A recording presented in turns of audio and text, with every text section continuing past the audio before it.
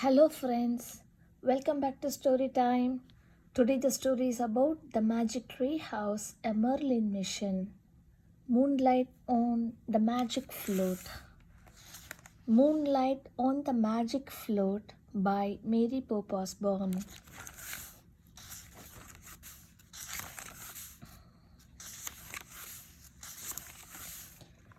Prologue. One summer day in Frog Creek, Pennsylvania, a mysterious tree house appeared in the woods. A brother and sister named Jack and Annie soon learned that the treehouse was magic. It could take them to any time and any place in history. They also learned that the treehouse belonged to Morgan Le Fay, a magical librarian from the legendary realm of the Camelot. After Jack and Annie traveled on many adventures for Morgan, Merlin, the magician, began sending them on Merlin missions in the treehouse. With help from two young sorcerers named Teddy and Kathleen, Jack and Annie visited four mythical places and found valuable objects to help save Camelot. On their next 8 Merlin missions, Jack and Annie once again traveled to real times and real places in history. Venice, Baghdad, Paris, New York City, Tokyo, Florence, the deep ocean, and Antarctica. After proving to Merlin that they could use magic wisely, they were awarded the Wand of Dianthus, a powerful magic wand that helped them make their own magic. With the wand, Jack and Annie were able to find 4 secrets of happiness to help Merlin when he was in trouble. Now, Jack and Annie are waiting to hear from Merlin again. Chapter 1. To the Summer Palace. Jack was sitting at the computer in the living room. He was doing research on penguins for his school project. His mom and dad were cooking in the kitchen. Jack could smell bread baking in the oven and spaghetti sauce bubbling on top of the stove. Jack! Annie burst into the living room. Come with me, she said. What's going on? Said Jack. They are here, said Annie. Teddy, Kathleen? Asked Jack. Annie nodded, her eyes shining.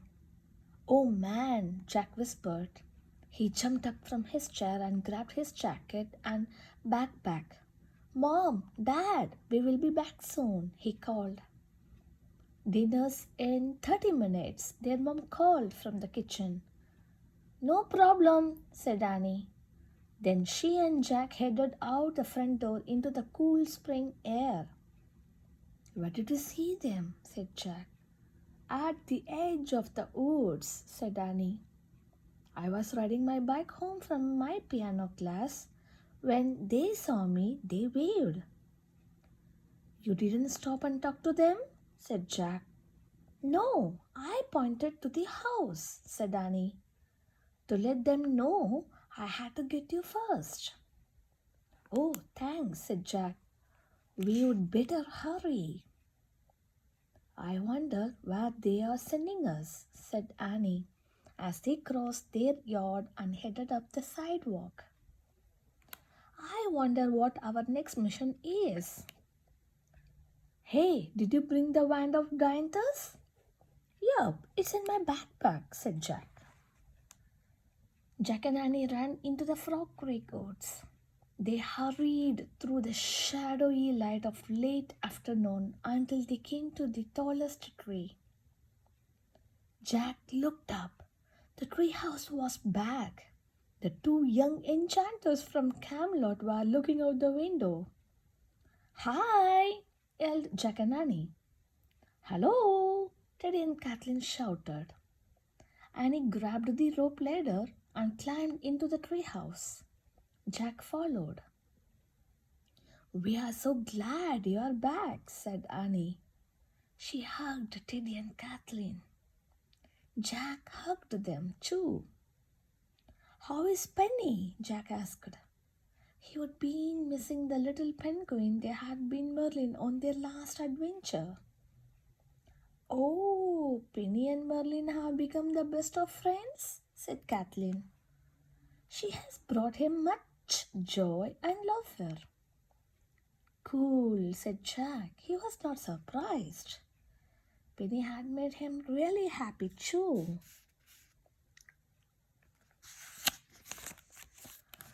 "What do you want us to do now?" said Annie. "On your last missions, you found secrets of happiness to help Merlin," said Kathleen. Jack and Annie nodded. "Now, on your next mission, Merlin wants you to help bring happiness to millions of people," said Kathleen.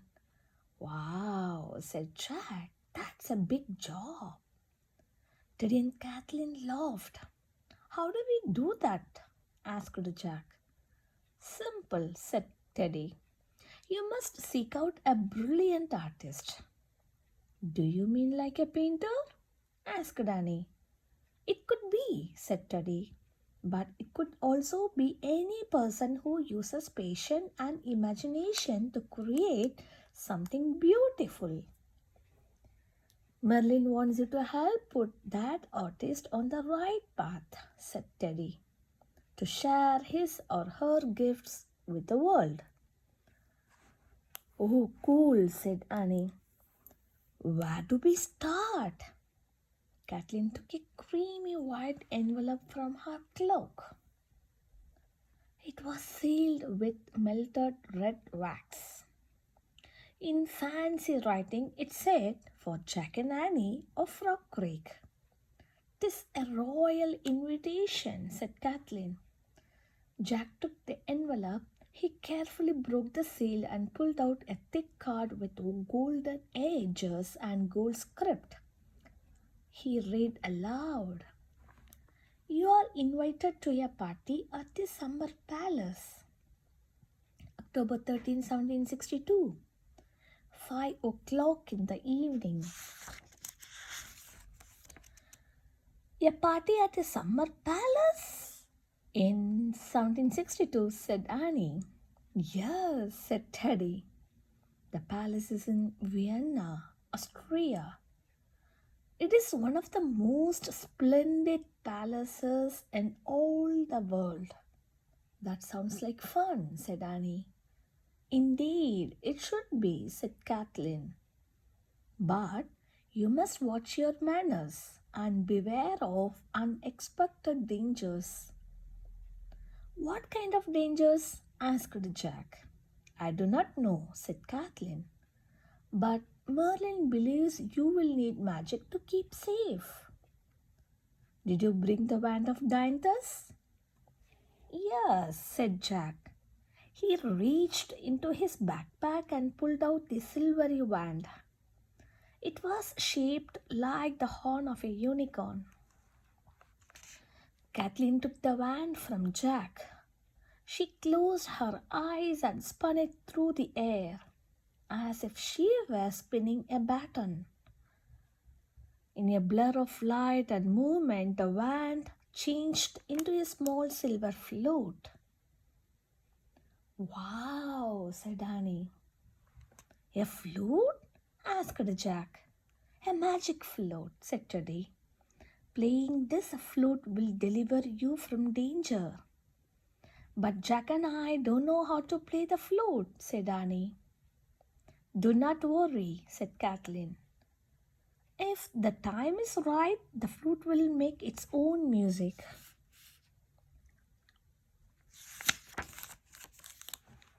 "Just blow over the mouthpiece," said Teddy. "And while one of you plays, the other must make up a song.